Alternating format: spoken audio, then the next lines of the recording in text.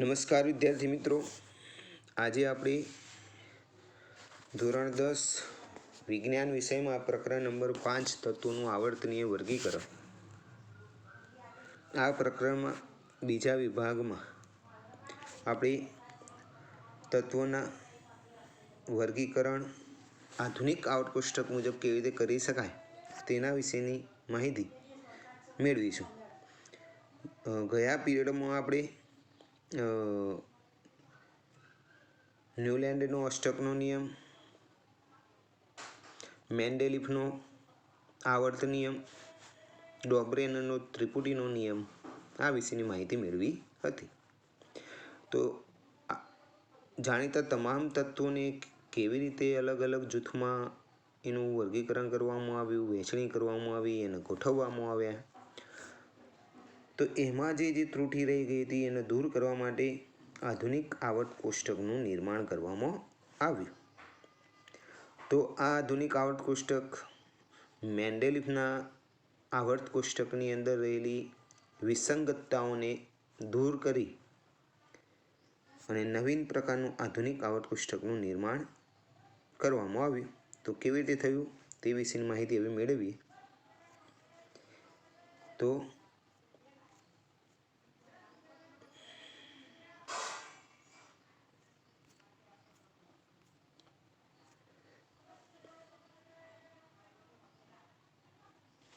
Okay,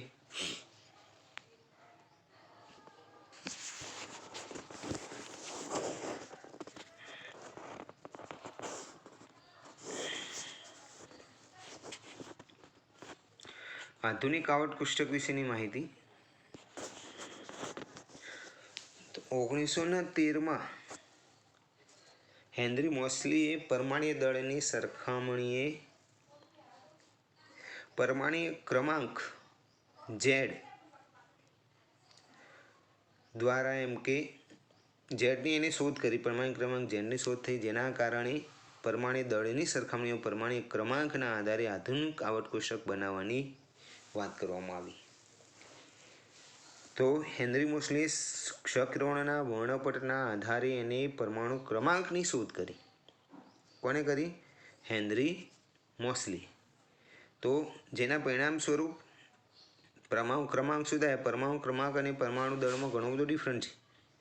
પરમાણુ દળમાં અનિશ્ચિતતા છે, એટલે ક્રમિક 1 પછી 2 એવી રીતે નહીં, પણ 1 પછી 1.5 પણ હોઈ શકે, 1.7 પણ હોઈ શકે છે. જ્યારે પરમાણુ ક્રમાંક તો ક્રમિક 1 થી જ વધે, 1, 2, 3 એવી રીતે. એટલે મેન્ડેલિફનું જે આવર્ત કોષ્ટક હતું, મેન્ડેલિફના આવર્ત કોષ્ટકમાં સુધારો કરી પરમાણિક ક્રમાંકના આધારે પછી આવર્ત કોષ્ટકની રચના કરવામાં આવી. તો હવે આધુનિક આવર્ત કોષ્ટકની આપણે વાત કરીએ તો પહેલાં એનો આવર્તનો નિયમ આપણને ખબર હોવું જોઈએ. મેઇન વસ્તુ છે જે તત્વના ગુણધર્મો તેમના પરમાણ્વીય ક્રમાંકના આધારે આવર્તનીય હોય છે. એટલે તત્વના ગુણધર્મનો આધાર તેમના પરમાણુ ક્રમાંક ઉપર રહેલો હોય છે, એના આધારે આપણને જોવા મળતા હોય છે. એટલે કોઈપણ તત્વનો પરમાણુ ક્રમાંક તેના પરમાણુના કેન્દ્રમાં રહેલા પ્રોટોનની સંખ્યા જેટલો હોય છે. આપણે બધા જ જાણીએ છીએ કે પરમાણુ ક્રમાંક એટલે પ્રોટોનની સંખ્યા અને ઇલેક્ટ્રોનની સંખ્યા બતાવે છે, અને બંને સંખ્યા કેવી હોય છે? સમાન હોય છે, સરખી હોય છે. હવે આગળ આપણે વાત કરીએ તો આધુનિક આવર્ત કોષ્ટકમાં તત્વોને પરમાણ્વીય ક્રમાંકના ચડતા ક્રમમાં તો આપણે ગોઠવીએ છીએ. મેન્ડેલિફના આવર્ત કોષ્ટકમાં પરમાણ્વીય દળના ચડતા ક્રમમાં ગોઠવ્યા હતા. અહીંયા પરમાણ્વીય ક્રમાંકના ચડતા ક્રમમાં ગોઠવવાના, જેથી આ તત્વોના ગુણધર્મોની આપણને વધુ ચોકસાઈપૂર્વક એની ગોઠવણી થઈ શકે. હવે મેન્ડેલિફના આવર્ત કોષ્ટકમાં આપણે 3 મર્યાદાઓ હતી. કઈ કઈ 3 મર્યાદાઓ? મેન્ડેલિફના આવર્ત કોષ્ટકની 3 મર્યાદાઓ. એક પહેલી મર્યાદા હતી હાઇડ્રોજનનું સ્થાન નિશ્ચિતપણે કહી શકાતું નહોતું. પહેલી મર્યાદા એ હતી. બીજી મર્યાદા હતી સમસ્થાનિકોનું સ્થાન. સમસ્થાનિકો, તો સમસ્થાનિકોનું સ્થાન પણ નક્કી કરી શકાતું નહોતું. અને ત્રીજી મર્યાદા હતી કે મેન્ડેલિફનું આવર્ત કોષ્ટક પરમાણ્વીય દળના આધારે ગોઠવણી કરવામાં હતી. પરમાણ્વીય દળમાં અનિશ્ચિતતાઓ હતી, એટલે ક્રમિકતાથી આગળ વધતું ન હતું, એટલે ગોઠવણીમાં થોડી વિસંગતતા પેદા થતી હતી. આ ત્રણેય મર્યાદાઓનો સુધારો આ આધુનિક આવર્ત કોષ્ટકની અંદર કરવામાં આવ્યો. તો હવે આપણે એમાં આગળ જઈએ. આધુનિક આવર્ત કોષ્ટક અહીંયા બનાવીને આપેલું છે, બરાબર. આધુનિક આવર્ત કોષ્ટક છે જે તમારી બુકમાં ઓલરેડી આપેલું છે, એટલે સમજવું હોય તો સરળતાથી સમજી શકાય એવું પણ છે. પણ અહીંયા PDF આડી કરીને આપી દીધેલી છે, તો હું એના એ રીતે સમજાવવાનો પ્રયત્ન કરું. તો જુઓ, આધુનિક આવર્ત કોષ્ટકની જે રચના છે પહેલી તો વસ્તુ પરમાણુ ક્રમાંકના આધારે કરી છે, એટલે પરમાણુ ક્રમાંકના ચડતા ક્રમના આધારે. અને એ ચડતા ક્રમના આધારે એને 1 2 3 4 5 6 અને 7 કુલ 7 આવર્ત આડી લાઈનો 1 2 3 4 5 6 અને 7 આ બે જે લાઈનો આપેલી છે એ લેન્થેનાઇડ અને એક્ટિનાઇડ શ્રેણી આ વચ્ચે આની અંદર સમાવેશ છે, એટલે કુલ 7 આડી લાઈનો છે અને કુલ 18 ઊભી લાઈનો ગોઠવેલી છે. આ 1 2 3 4 એ રીતે કુલ 18 લાઈનો આપણે જોવા મળશે. જોઈ લો એટલે ખબર પડશે. જો છેલ્લે આવશે 18 લાઈનો છે, બરાબર. એટલે અહીંયા એ પ્રસ્થાપિત થાય છે કે જે આધુનિક આવર્ત કોષ્ટકની અંદર 7 આડી લાઈનો જેના આવર્ત તરીકે ઓળખવામાં આવે છે. આડી લાઈન જેના આવર્ત કહી શકાય, આડી હરોળને જેના આવર્ત કહી શકાય, અને ઊભી લાઈને જે આપેલી છે જેને ઊભા સ્તંભ પણ આપણે કહીએ છીએ. 1 2 3 4 એ રીતે 18 ઊભા સ્તંભ છે જેને સમૂહ તરીકે ઓળખવામાં આવે છે. એક વસ્તુ આધુનિક આવર્ત કોષ્ટક વસ્તુ સમજી લેજો ખાસ. તો અહીંયા પહેલા સમૂહની આપણે વાત કરીએ તો પહેલા સમૂહમાં કયા કયા તત્વો છે? તો હાઇડ્રોજન છે, લિથિયમ છે, સોડિયમ છે, પોટેશિયમ છે, રૂબિડિયમ છે, સીઝિયમ છે અને ફ્રાન્સિયમ છે. પહેલા સમૂહના તત્વો છે. બીજા સમૂહના તત્વોની વાત કરીએ તો બેરિલિયમ, મેગ્નેશિયમ, કેલ્શિયમ, સ્ટ્રોન્શિયમ, બેરિયમ અને રેડિયમ. તો આ થઈ વાત આપણે બીજા સમૂહના તત્વોની વાત કરીએ. તો ત્રીજા સમૂહના તત્વોની વાત કરીએ તો સ્કેન્ડિયમ, પછી થ્રીટિયમ, લેન્થિનમ અને એક્ટિનમ.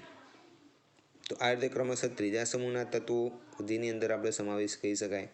એટલે 17મા સમૂહના તત્વોની વાત કરીએ તો ફ્લોરિન, ક્લોરિન, બ્રોમિન, આયોડિન, એસ્ટેટિન, ટેન્ટેનાઇન. અને 18મો સમૂહ જેના નિષ્ક્રિય વાયુના તત્વો તરીકે આપણે ઓળખીએ છીએ, જેમાં helium, neon, argon, krypton, radon, ઝીનોન.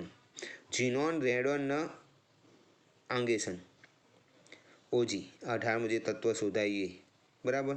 આ નિષ્ક્રિય વાયુ તત્વો તરીકે એને ઓળખવામાં આવે છે. 18મા સમૂહના જે તત્વો આપણે જેને આપણે કહી શકીએ છીએ. કુલ આવર્ત કોષ્ટકની અંદર પહેલાં 114 જેટલા તત્વોની ગોઠવણી થઈ હતી. તો 2019માં એ બાકીના 4 તત્વો પણ શોધાઈ ગયા, એટલે 14 4 18 118 જેટલા તત્વો આવર્ત કોષ્ટકની અંદર ગોઠવાઈ. આવર્ત કોષ્ટક અત્યારે સંપૂર્ણપણે કમ્પ્લીટ પૂર્ણપણે ભરાઈ ગયેલું છે. 2019ની પહેલા વીકમાં જાન્યુઆરીના આ તત્વો પણ શોધાયા હતા. એટલે અહીંયા એ સંપૂર્ણપણે અહીંયા ગોઠવણી એની થઈ ગયેલી છે. તો હવે આગળ વાત કરીએ આપણે આ વિશેની. આમાં જે આ લાલ તત્વો આપણને આપેલા છે, જેમાં આજે પીળી લાઈન વાંકી ચૂકી દેખાયા છે, ધાતુ અને અધાતુને અલગ કરે છે.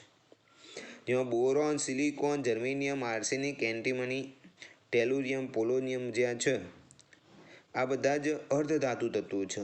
ડાબી તરફના બધા ધાતુ તત્વો છે, જમણી તરફના જે ગ્રીન આપેલા છે એ અધાતુ તત્વો છે. એટલે ધાતુ તત્વો અને અધાતુ તત્વોના અલગ એના દ્વારા એમ કરવામાં આવતા હોય છે. એટલે આથી વાત આપણે આધુનિક આવર્ત કોષ્ટક કયા પ્રકારનું છે એના વિશેની માહિતી આપણે મેળવી લીધી. તો હવે આગળ જઈએ એનાથી થોડી સમજ મેળવીએ. તો આધુનિક આવર્ત કોષ્ટકમાં તત્વોની ગોઠવણી પરમાણિક ક્રમાંકના ચડતા આધારે કરવામાં આવે. પહેલી વસ્તુ એ મહત્વની જે કહી શકાય, તત્વનો પરમાણિક ક્રમાંક કેન્દ્રમાં રહેલા પ્રોટોનની સંખ્યા દર્શાવે છે. પરમાણુમાં જેટલી સંખ્યામાં પ્રોટોન હોય તેટલી જ સંખ્યામાં ઇલેક્ટ્રોન હોય, આ પણ આપણને ખબર છે. એટલે આધુનિક આવર્ત કોષ્ટકમાં પરમાણુ બાહ્યતમ કક્ષામાં રહેલા ઇલેક્ટ્રોનની સંખ્યા આપણને સમાન જોવા મળે છે. અને ઇલેક્ટ્રોનની સંખ્યાના આધારે જ સમાન ઇલેક્ટ્રોનની સંખ્યા ધરાવતા એને જે તે સમૂહમાં ઊભા સમૂહમાં ગોઠવેલા હોય છે. એમ આવર્ત કોષ્ટકમાં ઊભા સ્તંભને સમૂહ કહેવામાં આવે. એટલે એક જ સમૂહની અંદર જે બાહ્યતમ કક્ષામાં ઇલેક્ટ્રોનની સંખ્યા સમાન હોય એને એક ઊભા સ્તંભમાં ગોઠવે જેને સમૂહ કહેવાય. અને આવર્ત કોષ્ટકમાં આડી હરોળને આવર્ત તરીકે ઓળખવામાં આવે છે. તો અહીંયા આપણે તત્વોની ઇલેક્ટ્રોન રચના વિશે વાત કરીએ તો આવર્તની અંદર પહેલો આવર્ત હોય તો એમાં વધુમાં વધુ તત્વોની સંખ્યા 2 હોય, બીજો આવર્ત હોય તો હાઇડ્રોજન, હિલિયમ, લિથિયમથી નિયોન સુધી બીજા આવર્તના તત્વો છે એમાં 8 હોય, ત્રીજા આવર્તના તત્વો છે મેગ્નેશિયમ,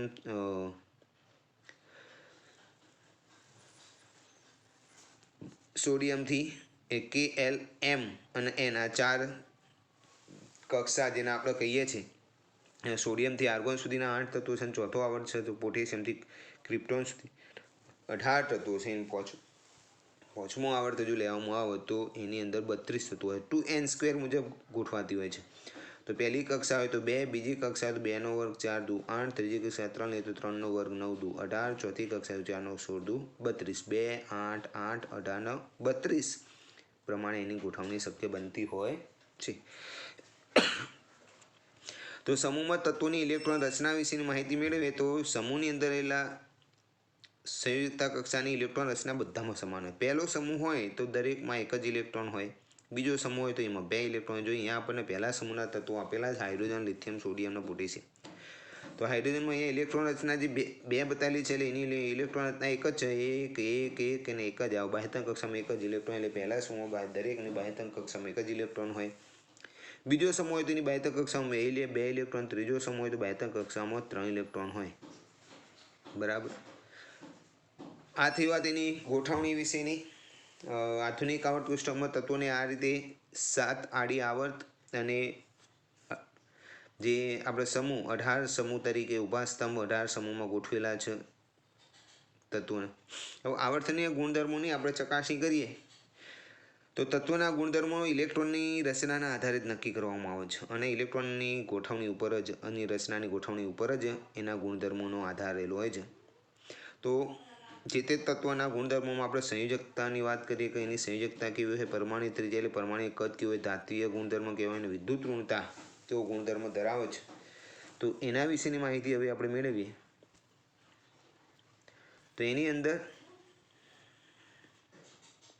સંયોજકતા વિશેની વાત કરીએ પહેલાં તો કોઈ પણ એક તત્વના અન્ય તત્વો સાથે સંયોજવા જવાની સાપેક્ષ ક્ષમતાની સંયોજકતા તરીકે ઓળખવામાં આવે છે. એટલે એવું કહી શકાય સંયોજકતાનો આધાર સંયોજકતા ઇલેક્ટ્રોનની સંખ્યા ઉપર, અને આ સંયોજકતા ઇલેક્ટ્રોન એટલે જે બાહ્યતમ કક્ષામાં રહેલા ઇલેક્ટ્રોનની સંખ્યા જેટલો અથવા આ મૂલ્યને 8માંથી જે બાદ કરીએ કારણ કે અષ્ટક રચના પ્રાપ્ત કરવા માટે કેટલા ઇલેક્ટ્રોનની જરૂર છે એના ઉપર એનો આધાર રહેલો હોય છે. અને સંયોજકતા ઇલેક્ટ્રોન કહેવાય. દાખલા સોડિયમ તો સોડિયમની સંયોજકતા 1 ઇલેક્ટ્રોન ગુમાવે છે એટલે +1.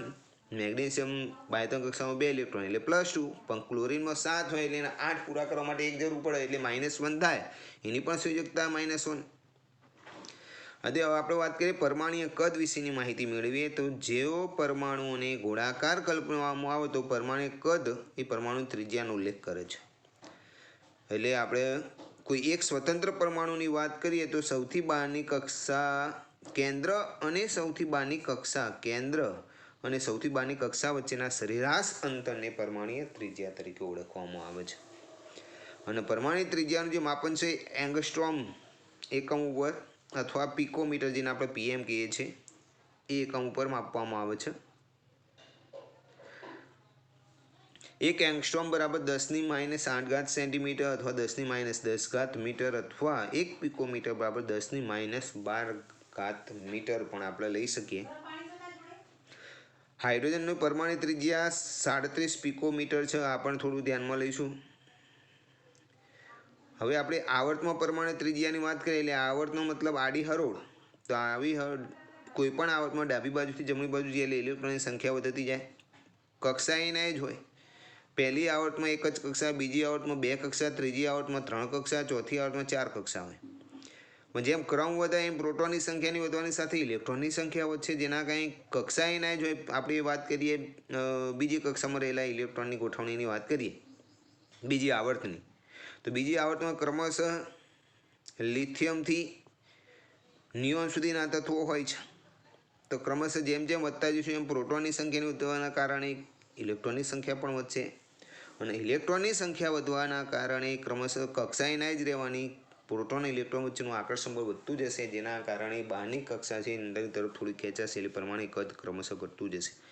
એટલે આવર્તમાં ડાબી બાજુથી જમણી બાજુ તરફ જતા પરમાણુ કદમાં ઘટાડો થાય છે. સમૂહની વાત કરીએ તો સમૂહમાં ઉપરથી નીચે તરફ જઈએ એમ ઇલેક્ટ્રોન તો એના એક છે પણ કક્ષા ઉમેરતા જશે એટલે બાહ્યતમ કક્ષાનું કેન્દ્રથી અંતર વધતું જશે.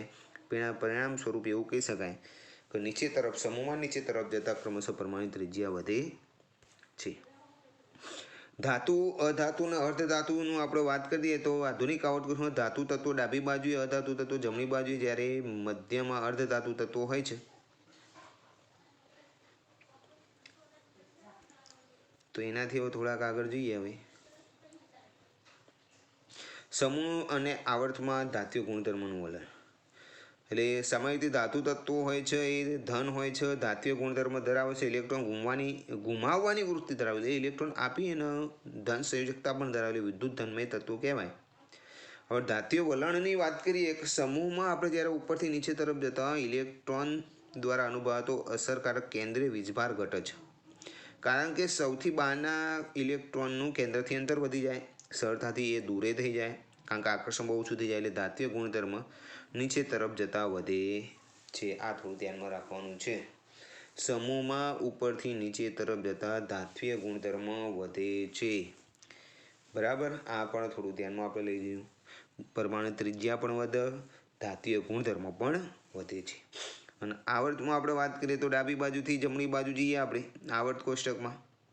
ડાબી હરોળમાં, જે આપણે કહી શકાય હરોળમાં મીન્સ આવર્તમાં ડાબી બાજુથી જમણી બાજુ જઈએ તો ઇલેક્ટ્રોન વધતા જાય, કક્ષા એના રહે એટલે કેન્દ્રીય વીજભાર પણ વધે છે. એના કારણે આકર્ષણ બળ વધી જાય, ઇલેક્ટ્રોન ગુમાવવાની વૃત્તિ ઘટી જાય, જેના કારણે ધાત્વિક ગુણધર્મ ડાબીથી જમણી બાજુ તરફ જતો ઘટે છે. જેવો તે પછી અધાતુય ગુણધર્મ લાઈન પછી અર્ધધાતુ અને પછી અધાતુમાં નિર્માણ પામે.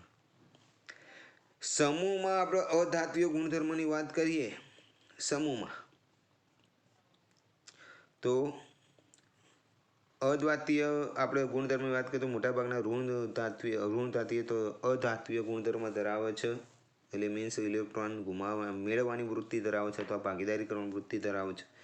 સમૂહમાં ઉપરથી નીચે તરફ જતો અધાત્વીય ગુણધર્મ ઘટે છે. પેલામાં ધાત્વીય ગુણધર્મ વધે, આ અધાત્વીય ગુણધર્મ ઘટે છે.